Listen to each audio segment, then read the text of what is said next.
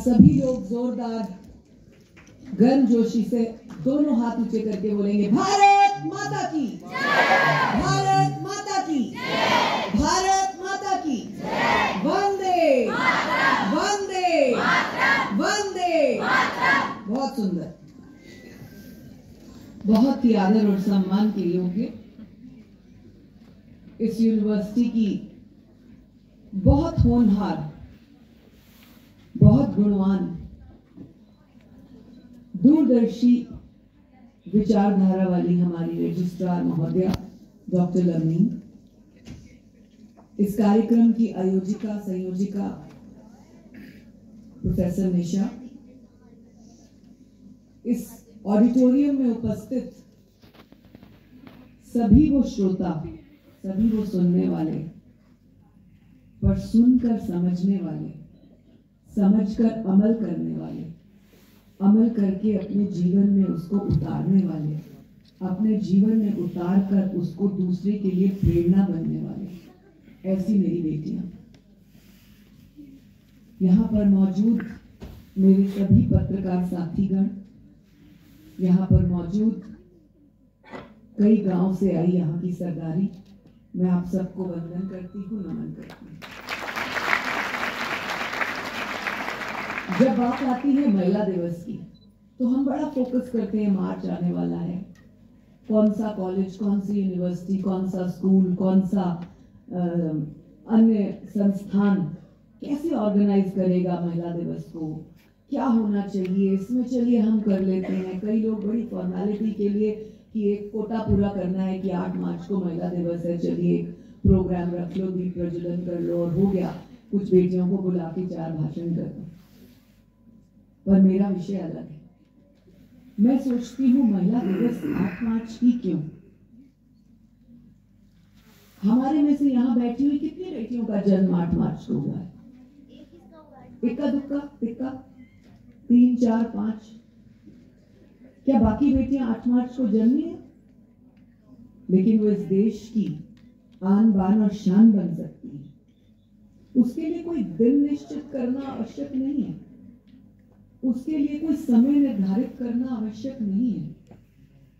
हर बेटी को वो जहां पर भी है, जिस परिवार में जन्मी है, जिस वर्ण की है, जिस जाति की है, जिस समुदाय से आती है, जिस कैटेगरी से आती है, गरीब, अमीर, अति अमीर, उत्तम अमीर, कोई कैटेगरी मान लो, कोई फर्क नहीं पड़ता, जब तक उस बेटी में कूट कूट कर ऐसे गुण ना भरे हों जो उसके जीवन के साथ साथ समाज को, परिवार को, इस देश को रोशन करते हैं।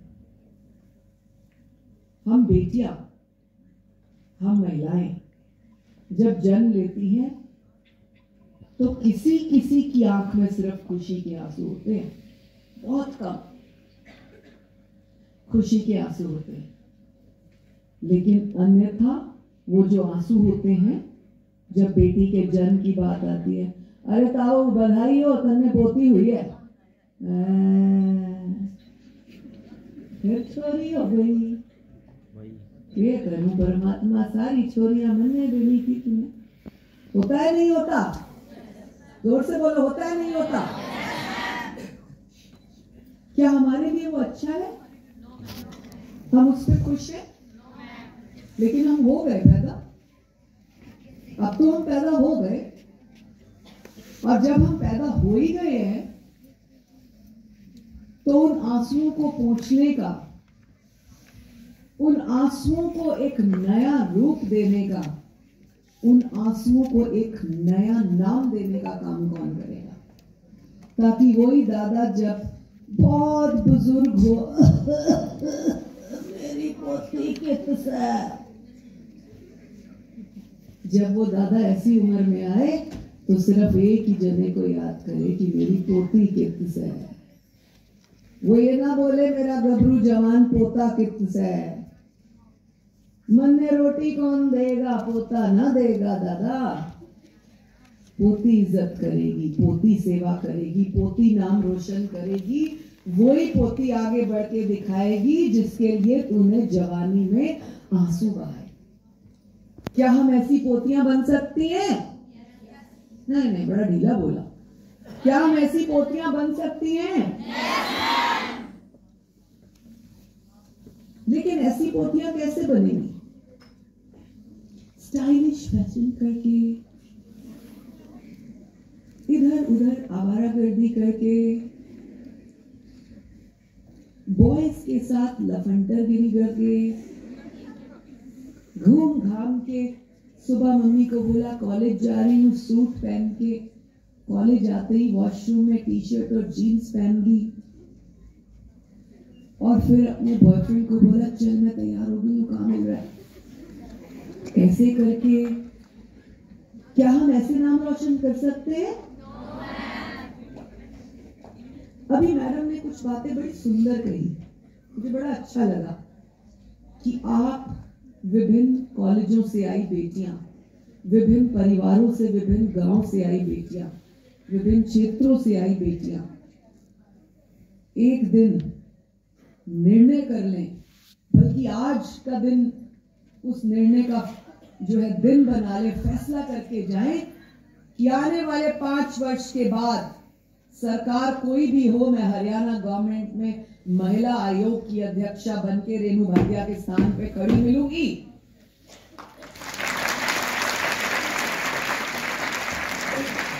ये निर्णय करके जाए आने वाले 5 वर्षों में लवलीन मैडम रिटायर हो जाएंगी, उनका स्थान खाली है, मैं ही लूंगी।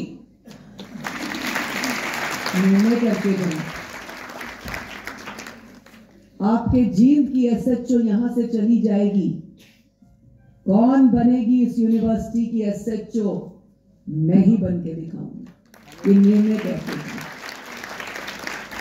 यहां का एसपी हर साल 2 साल में बदल जाता है, आने वाले 5 वर्षों में मैं यहाँ की एसपी बनूंगी, इस यूनिवर्सिटी का नाम रोशन करूंगी। ये आज निर्णय करके जाए तभी महिला दिवस है, अन्यथा बाहर का रास्ता खुला है, आप जा सकती हैं।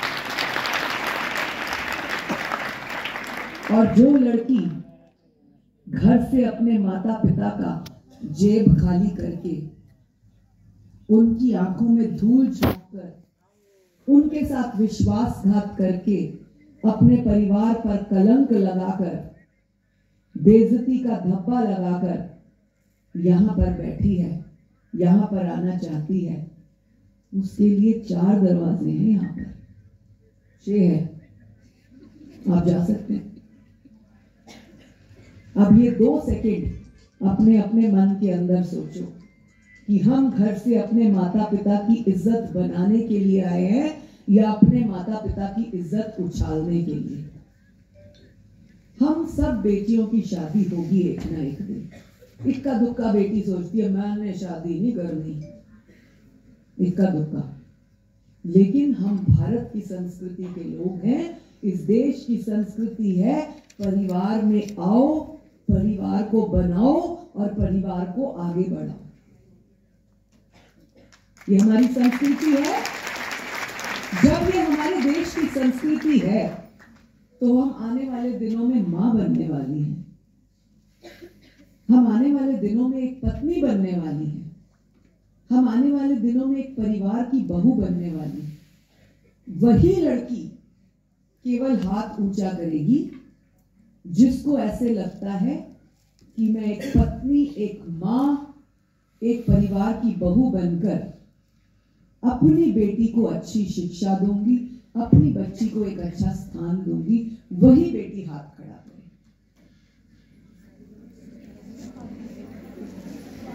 ऐसे नहीं, ऐसे नहीं, सोच सोच के नहीं, ऐसे। और जब आपने निर्णय ले लिया मैं एक अच्छी मां, एक अच्छी बहू, एक अच्छे परिवार को चलाने वाली एक संचालिका बनूंगी, तो आज क्या अपनी मां का दामन, अपनी मां के दूध का कर्ज नहीं चुकाना चाहिए हमें? उस मां का जो ये सोचती है कि चल मैंने कुछ पैसे इकट्ठे करे हैं, वो चीनी के डब्बे में जो रखे थे, 2000 रुपए 4000 रुपए बचाकर इस महीने मेरी बेटी का जन्मदिन आ रहा है, उसे अच्छा सूट दिलाऊंगी। वो जो डब्बे में मैंने पैसे इकट्ठे करे थे मूंग की दाल के, उस डब्बे के पैसे मैं इस महीने अपनी बेटी को दूंगी कि वो कॉलेज के लिए अच्छे वस्त्र ले ले, कॉलेज सुंदर बन के जाए। लेकिन हम बेटियां क्या कर रही हैं? अपने अंदर सोचना, मुझे नहीं बताना, मुझे पूछना भी नहीं। अपने अंदर हम सोचें कि हम बेटियां क्या कर रही हैं आज के जमाने में। आप ही के कॉलेज का एक उदाहरण आया हुआ है, मैंने इस सरदारी को इसलिए यहां बिठाया, सबको मालूम है ना, आप ही के कॉलेज का उदाहरण है, आप ही की यूनिवर्सिटी का है, जो दुखद है।